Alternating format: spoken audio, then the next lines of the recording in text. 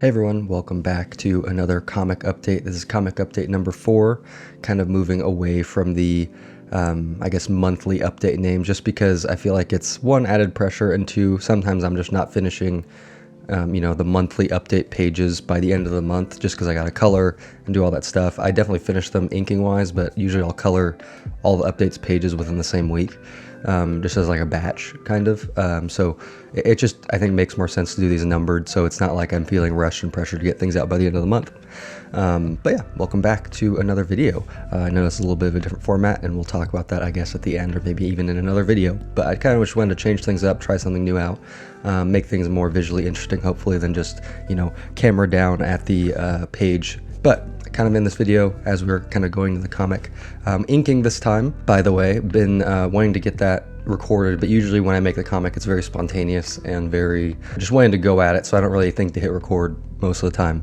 But I did this time, so we're gonna get some different comic making content, I guess, for this one, and I'll try and do that more in the future. It's just one page of this update. There are 3 pages in this update. This is the last page of the update.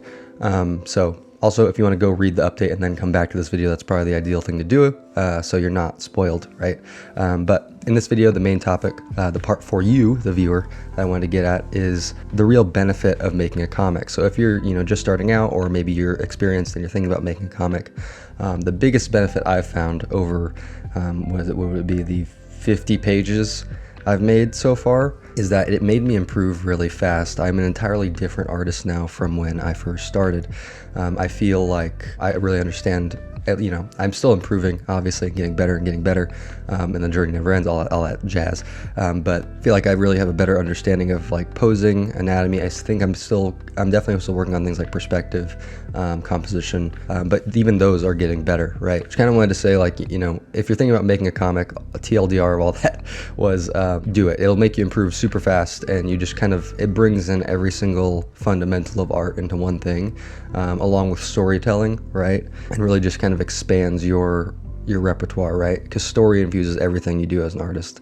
It's, why does your character look the way it does? Why does your environment look that way? Like, being able to build that background into your art is super good and super, I think, healthy for your art. So, if you're thinking about making a comic, go make a comic, this kind of thing. And I also kind of want to talk about inking in this video. Inking, I made a short on this, I think this past weekend, or maybe 2 weekends ago, but inking is not tracing, is kind of what that short was about, but I kind of want to expand on that topic a little bit. I generally try and keep my inking pretty loose, like my sketch. Like, it's definitely tighter than my sketches, but not so tight that it loses that energy that the sketch has, right? And that's, I think, the constant struggle that you have when inking, because inking is so harsh, right? It's black, right? Black ink most of the time. So, it's very easy to make your artwork look rigid.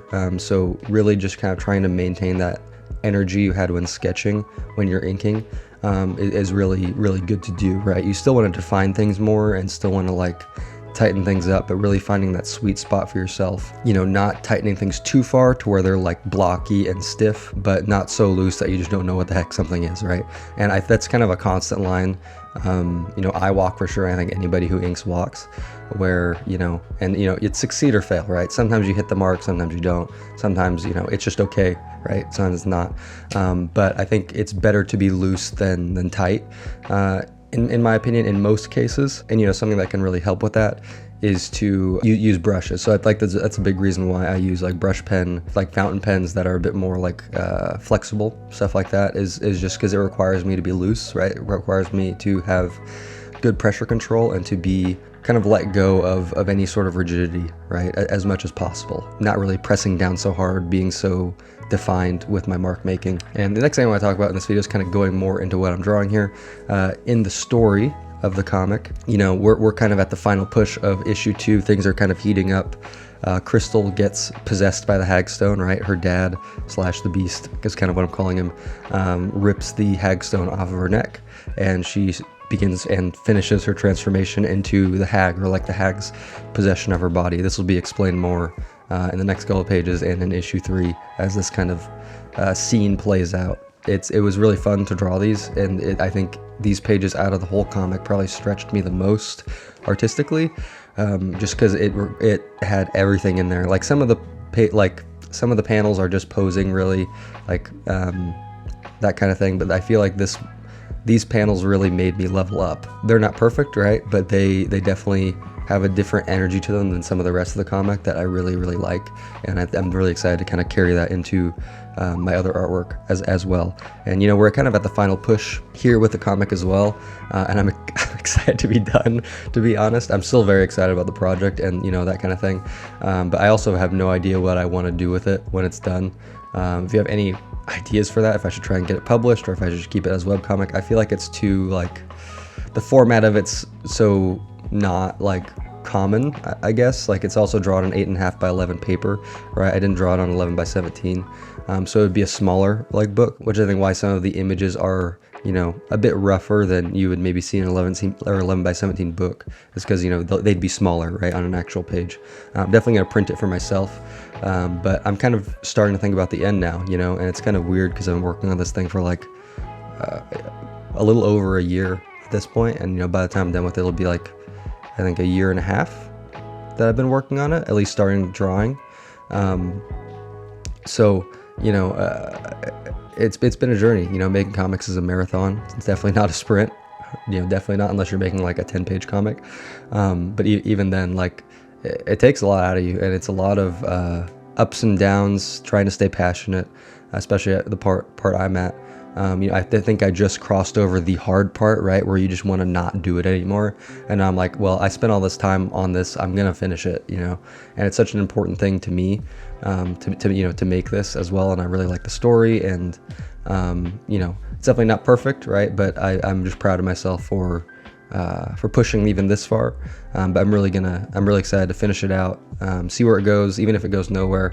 You know, I was telling my wife, like, the biggest benefit of this comic is just how much I've improved and learned about myself along the way. So, you know, if you're thinking about making a comic, and even if it's a big idea and you're just starting out, try it out. You know, general advice though is to make something smaller first before you go for the big one. And this isn't even really the big one, right? This is kind of a step up from some 10 pagers I made privately. I guess what it takes to push through on a project and that kind of a thing. And it's really like a good notch to have under your belt. And again, like, even if this goes nowhere, it's still like a, hey, I made this kind of thing, and hey, you know, I did this. Hopefully this video wasn't too randomly, too all over the place. If it is, I'll probably re-record it, just because I'm also not used to this format.